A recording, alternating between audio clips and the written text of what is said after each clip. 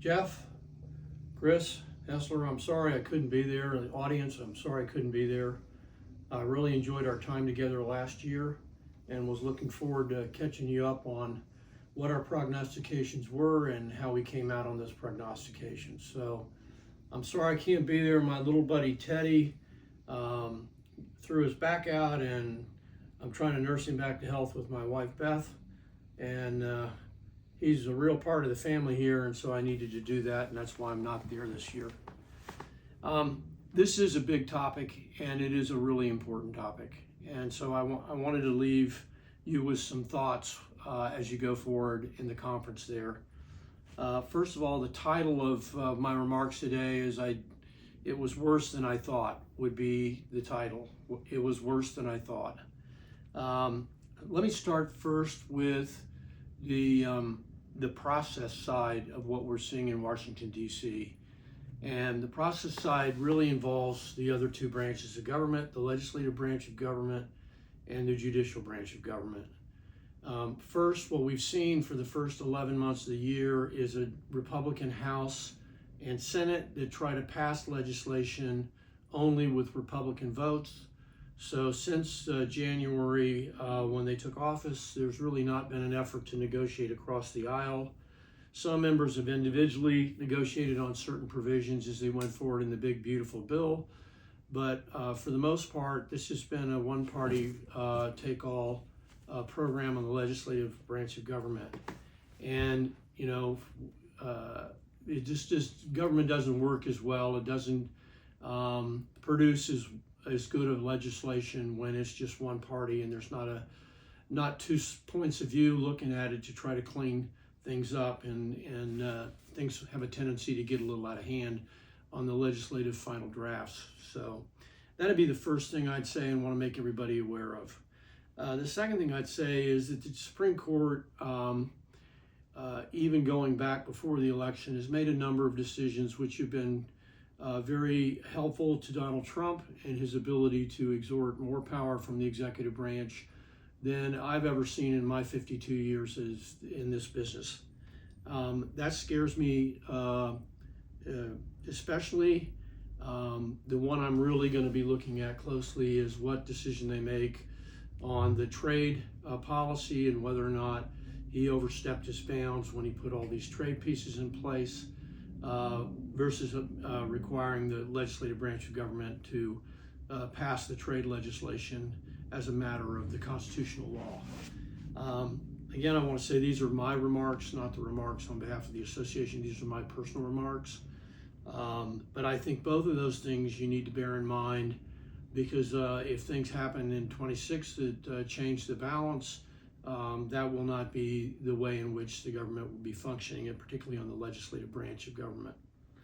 So let me just end by giving you some examples of what I call the top 10 changes, because I think these 10 things will be things that you'll talk about across the span of the 2 days you're there. And I've talked to Mr. Hessler about this and Jeff about this, and I know you're going to focus on a number of these things. But the first one that really jumps out to me is, you know, the climate change is now opposed in the federal government. And it's completely off the agenda. They're not attending the COP meetings, nor do I expect them to for the next 4 years. They've removed the word climate change from the websites at DOE and EPA. They have literally done everything they could to remove the focus on climate change as an objective for this administration. The second thing they did, and I happened to be in the White House when they signed the rules, was they overturned the tailpipe rule, as well as the whole program around electric vehicles. They did a 180 on those things, and you should continue to see that for the next 3 years, I would think, on the vehicle side.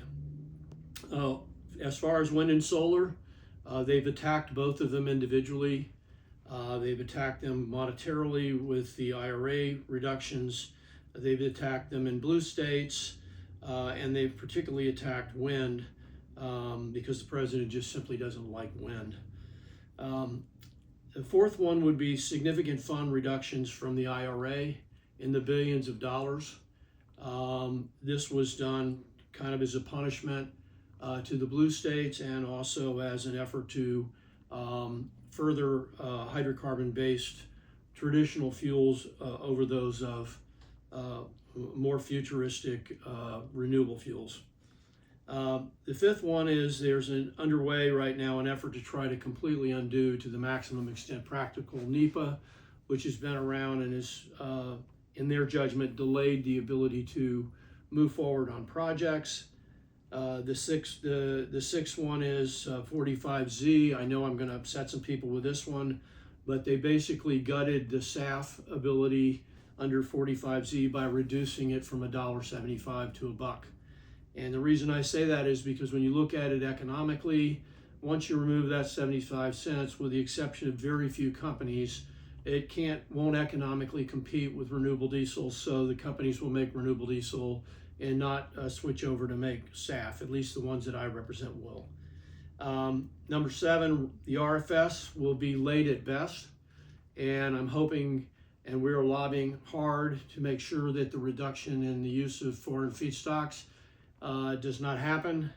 Lowering it to half of the RIN value will essentially eliminate foreign feedstocks on the coast, which will wind up putting more pressure on the refineries on the coast and probably wind up reducing the number of volume gallons of gasoline and diesel that we make in the U.S. and ironically probably require China to fill in the gap. Number 8 is the recent suggestion that we drill oil wells off of California and Florida. That's a new idea for the first time in 30 years. Again, that's just some more fun poking you in the eye from the viewpoint of this administration. Number 9, obviously, is the trade effort, because everything they've done in trade is raising the prices from everything from livestock, meats, and trade from every country around the world, and as well as making all the renewable components that we need, or all the electronic components that we need to move forward with our technologies and with our defense systems and with our low carbon systems are increased in price and make them less competitive. And lastly, let me just say, we have one more year of flood the zone. And when I say flood the zone, that's the tactic that's been used since he took office on January 20th. Every time you look up, there are 8 things coming at you and you can't solve all 8 of them, and that's the game plan. So I would expect to see more of that between now and the election in 2026. We'll see where that goes. Clearly the Democrats had a really good day last Tuesday.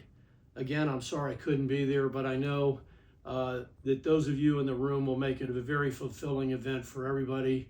And to Jeff, I want to thank him for the invitation, and I hope to be with you next year. Thank you, and God bless.